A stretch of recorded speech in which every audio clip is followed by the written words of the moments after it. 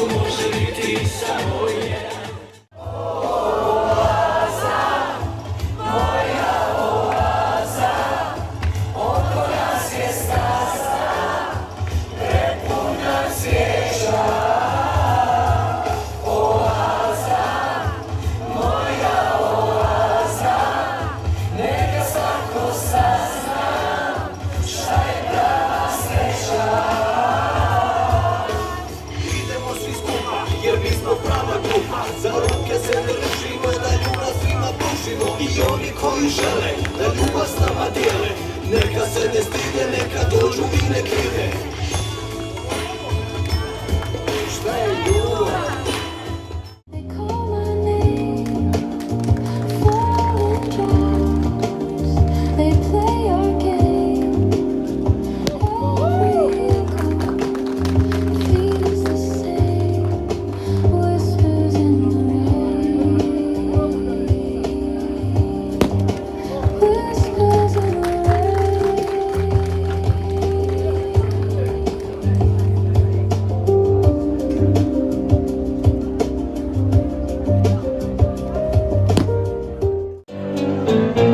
Nosio sam šal od kašira i prslu brotke canama. Baš oca koji su je čuvali, tetke sa mladim tajnama. Koji si na mene gleda, žalosno pesmu sluđa, čije si bilo pirgavo, što nisi meni suđa.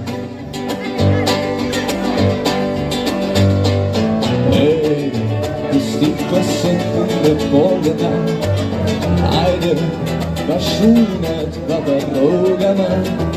Opa, divni suknju iznad koljena, znam da krijem šarena šutim lepim nogama. No leti mala selice, tu na moje zlatne širije, vatra šara tvoje zenice razvije.